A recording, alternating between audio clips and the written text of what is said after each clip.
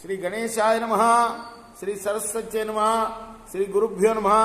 భక్తులారా, వ్యాసప్రోక్త భాగవత మహాపురాణం చెప్పుకుంటున్నాం యథాతథంగా. ఇందులో భాగంగా నిన్నటి వరకు మనం 8 స్కందాలు పూజ చేసి 9వ స్కందాన్ని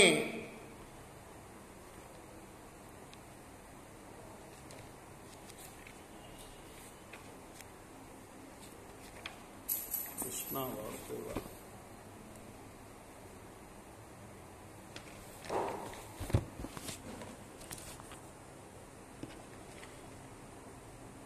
9 భాగాలుగా చెప్పుకున్నాం. ఈ రోజున 10వ భాగం చెప్పుకుందాం. చెప్పుకునే ముందు వ్యాస భగవాను ప్రార్థన చేసుకుందాం. వ్యాసాయ విష్ణురూపాయ వ్యాసరూపాయ విష్ణవే నమో వై బ్రహ్మణదే వాసిష్ఠాయ నమో నమః. ఆంజనేయం మహావీరం బ్రహ్మ విష్ణు శివాత్మకం తరుణార్క ప్రపంశాంతం ఆంజనేయం నమామ్యహం. సదా నింబవృక్షస్య మూలాదివాసాత్ సుధాశ్రావిణిం తిక్తమప్యప్రియంతం తరుం కల్పవృక్షాదికం సాధయంతన్నమామీశ్వరం సద్గురుం సాయినాథం. సమర్థ గురు సాయినాథ్ మహారాజ్ కీ జయ. త్రైశంకవో హరిశ్చంద్రో విశ్వామిత్ర వశిష్ఠయో యన్నిమిత్తమభూత్యుద్ధం పక్షిణోర్బహువార్షికం. త్రిశంకు స్వర్గం గురించి నేను చెప్పుకున్నాం. ఈ త్రిశంకుడి కుమారుడి పేరే హరిశ్చంద్రుడు. అతని కారణంగానే విశ్వామిత్రుడు వశిష్ఠుడు పోట్లాడుకొని పరస్పరం శపించుకొని కొంతకాలం పక్షులైపోయారు. సోనపచ్చో విషన్నాత్మ నారదస్యోపదేశతః వరుణం శరణం యాతః పుత్రో మే జాయతాం ప్రభో. యది వీరో మహారాజా తేనైవ త్వాం యజేతి తదేతి వరుణేనాస్య పుత్రో జాతస్తు రోహితః. సంతానం కలగకపోవడం వల్ల దుఃఖితుడై ఉన్న హరిశ్చంద్రుడు నారదుని యొక్క ఆదేశాన్ని అనుసరించి వరుణుణ్ణి శరణుచొచ్చాడు. ఆ తర్వాత అతడు, దేవా పుత్రలాభం కలిగేటట్టుగా అనుగ్రహింపవయ్యా, నాకు గనక వీరుడైన పుత్రుడు కలిగితే అతన్ని యజ్ఞ పశువుగా చేసి నిన్ను ఆరాధిస్తాను అని ప్రార్థించాడు. ఆ తర్వాత వరుణుడి అనుగ్రహంతో ఆయనకి హరిశ్చంద్రుడు పుట్టాడు.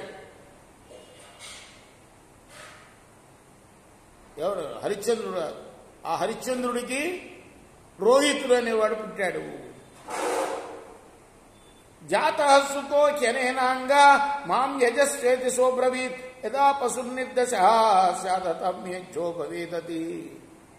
అప్పుడు వరుణుడు హరిశ్చంద్రుడితో, రాజా నీకు కుమారుణ్ణి ఇచ్చాను కదా, ఇక నీవు ఇచ్చిన మాట ప్రకారం అతన్ని యజ్ఞ పశువుగా చేసి నన్ను ఆరాధించు అని కోరాడు. అప్పుడు హరిశ్చంద్రుడు అన్నాడు, దేవా ఈ పసికందుకు 10 దినాలు గడిచిన తర్వాత ఇతడు యాగ పశువుగా అవటానికి అర్హత పొందుతాడు అని. నిర్దేశ ఆగచ్చ ఏజస్యేత్వాహ సోబ్రవీత్ దంతా పశోర్యజ్ఞాయేర్ అన్నధమయజ్జో భవేదితి. పశోర్యజ్ఞాయేరన్నధమయజ్జో భవేదితి. మరి 10 దినం కాగానే వరుణుడు మళ్ళా వచ్చాడు, విషయం జ్ఞాపకం చేశాడు. అప్పుడు అన్నాడు హరిశ్చంద్రుడు, దంతాలు వచ్చిన తర్వాత అతడు యజ్ఞ పశువుగా అవటానికి అర్హుడవుతాడు అని. దంతాజాతాజస్వేతి ప్రత్యాహాదాసో బ్రవీత్ యదా పతంత్యస్య దంత అధమేజో భవేదితి. ఆ బాలుడికి దంతాలు వచ్చిన తర్వాత వరుణుడు మళ్ళీ వచ్చాడు, మళ్ళీ అదే విషయం గుర్తు చేశాడు. అప్పుడు అన్నాడు అతడు, పాల పండ్లు ఊడిపోయిన తర్వాత అసలు పండ్లు వస్తాయి, అప్పుడే అతడు యజ్ఞ పశువుగా ఉండటానికి అర్హత పొందుతాడు. రేపు మనం మిగతా కథ 11వ భాగంలో చెప్పుకుందాం. కృష్ణార్పణమస్తు. సాయి కృష్ణార్పణమస్తు. స్వస్తి ప్రజాభ్య పరిపాలయంతాం న్యాయేన మార్గేణ మహిమహీస్యా గోబ్రాహ్మణేభ్యः శుభమస్తు. నిత్యం లోకాః సమస్తాః సుఖినో భవంతు. శ్రీ సజ్జానంద సద్గురు సాయినాథ్ మహారాజ్ కీ జయ. చేకోరా హారతి దిగో సద్గురునాథ దేవా సాయినాథ. పాంచభౌతిక తత్వములనే హారతులిత్తుమురా. నిర్గుణం మగుస్థితే వీడి ఎట్లి ఆకారం పొందితివో సాయిరా. సర్వము నిండిన నీవే ఇంకను ఉంటివి తల్లివలే.